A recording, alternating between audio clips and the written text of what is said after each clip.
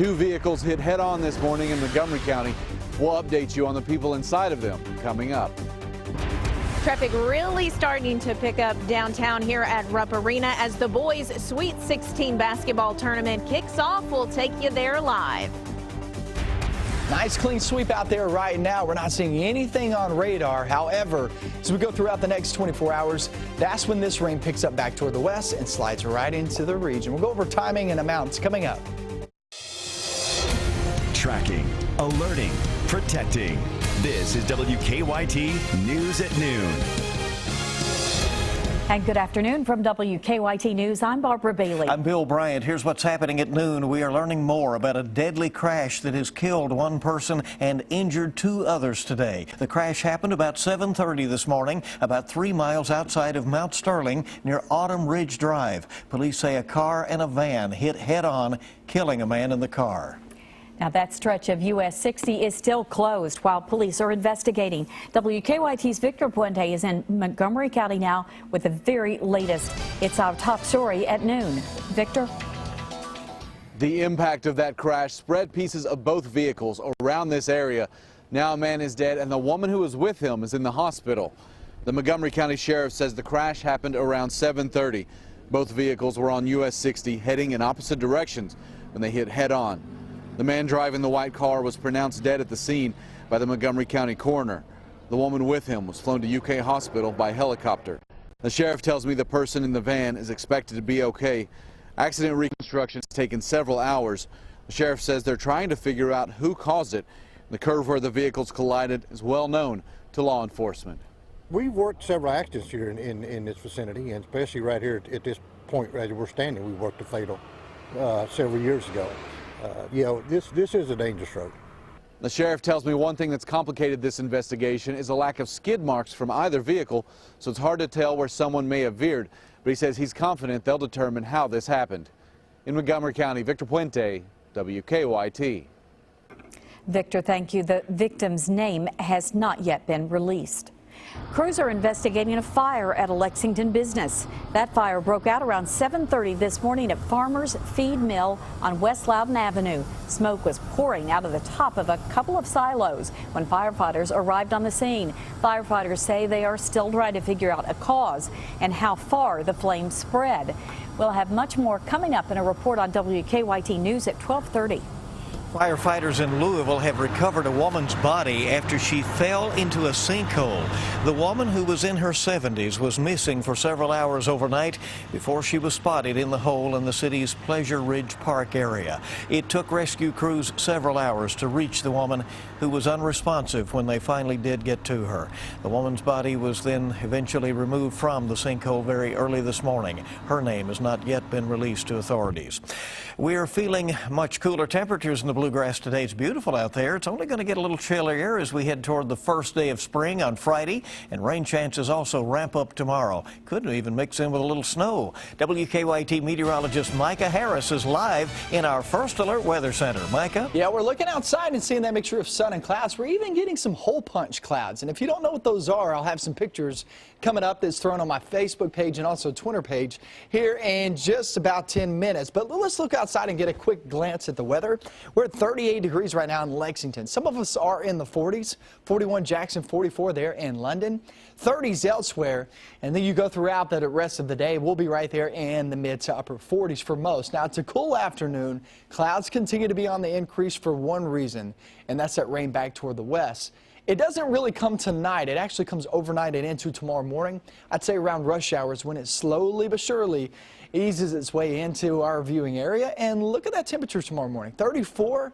And you throw a little moisture in there, could we see some flakes out of this? It's possible, but not likely, which means I'd give it a 10-20% chance of actually seeing some flakes mixed in with this rain. Nonetheless, widespread rain expected tomorrow, but how long does that last? Does it take it off into the weekend? I'll show you that with those temperatures in just about 10 minutes. All right, Micah, thank you. Traffic is a little tied up in downtown Lexington at this noon hour, and it's expected to last through most of the weekend. The first game of the boys' Sweet 16 basketball tournament just tipped off at noon. WKYT's Rebecca Smith is live outside Rupp Arena to show us what areas you may want to avoid at times around those games. Rebecca?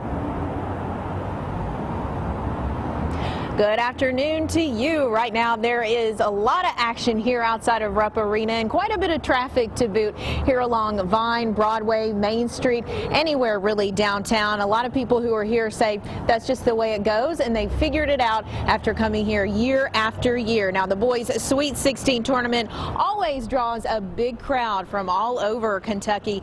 The first game just tipped off at noon. Hearing a little bit of a rowdy crowd out here. That's Collins versus Owensboro. Once they wrap up, Taylor County will play Hopkinsville. And that one, some folks here say, our sources on the ground, it's going to be a really big draw, that one, for as far as the crowd goes. Now, most of those fans will clear out and a new group will return for the evening games that start at 6:30 with Covington Catholic playing Campbell County. After that, Williamsburg will take on Doss. Drivers are staying pretty patient as far as the traffic goes. Some say getting here early is the key. Parking place close. We don't have to walk so far when it's over with. So where do you park? Do you have In the second gate down here. I've been involved in athletics all my life, and so like I said, got to meet a lot of people, and over the years, many of them are gone, you know, but we get back and see a few. And that very nice couple there, the Middletons from Richmond, actually, they were super nice and gave us a run through of just some tips for folks who've been coming here year after year after year. Do keep in mind, if you happen to be downtown around this boys Sweet 16 tournament traffic, that there are also a lot of pedestrians out, so you'll want to keep that in mind as well. Reporting from downtown Lexington, Rebecca Smith, WKYT. All right, and thank you. Williamsburg, by the way, making its first trip to the Sweet 16 since 1946. In the house. All right, well, another downtown traffic impact this midday is the funeral procession for a retired Fayette County Circuit judge. Judge Armand Angelucci died last week at the age of 94, and his funeral procession is underway now, traveling down Main Street to the Cavalry Cemetery. Angelucci was elected to the Fayette County Circuit Court in 1971, and he served for 19 years on the bench. His son, Joseph, was a Fayette County Sheriff's deputy who was murdered in the line of duty in 1988. Kentucky knows who they will be facing off against in the second round of the NCAA basketball tournament. Hampton knocked off Manhattan last night in a battle of 16 seeds. WKYT's Rob Bromley is live outside the Yum Center in Louisville, the site of tomorrow night's game between the Cats and the Pirates. Good afternoon, Rob. Well, I'll tell you, chilly, breezy day here in Louisville, but right now the sun is out and things getting started today. We have the open practices here and the games get going tomorrow. Second round NCAA play here at the KFC Yum Center in Louisville as the Cats begin their drive, hopefully to win a 9th national championship. Kentucky is the 19th team to go into the tournament as an undefeated team. 7 of those 19 have been able to win the championship. The last to do it was Indiana, 1976. As always, the Cats have a big target on their back. It just means we got a bigger target. I don't know how much bigger the target could get now. We just gonna go out there and we just need to win. I don't feel any pressure. You know, I just feel like you go out there and do your job, you'll be fine. I'm not really a guy who thinks about what people are saying, so I just try to come out and play a game. I think it's still the same team you've been seeing, defensive team and just full of confidence and full of swagger, I guess. The Wildcats open play here at the Yum Center tomorrow night, and they will play the Hampton Pirates, who defeated Manhattan last night 74-64. That was in a 16-seed play-in game. Tip-off is set for 9:40 tomorrow night, and you can see that game right here on WKYT. And tonight, we will preview Kentucky in the NCAA tournament. Join us for Big Blue Road to Indy. That will be 7 o'clock tonight. You can see that one on the CW Lexington. Brian Milam will be joining me. And we remind you, it is your chance to make your picks for the big tournament and win some awesome prizes. It's simple. Sign up to play Hoops Hysteria at WKYT.com. You could win a 65-inch smart TV and MacBook Air. Expect Experience the madness of March by signing up to play Hoops Hysteria at WKYT.com. I'll be back in sports shortly. Have much more from just outside the Yum Center. We'll talk about that Hampton game as Hampton knocked off Manhattan last night and won the right to play the Wildcats here tomorrow night in the second round of the NCAA. For now, that's it from here in Louisville. Rob Bromley, WKYT. Thank you, Rob. And President Obama filled out his bracket sheet this morning. He picked Kentucky to win it all, beating Villanova in the national championship game.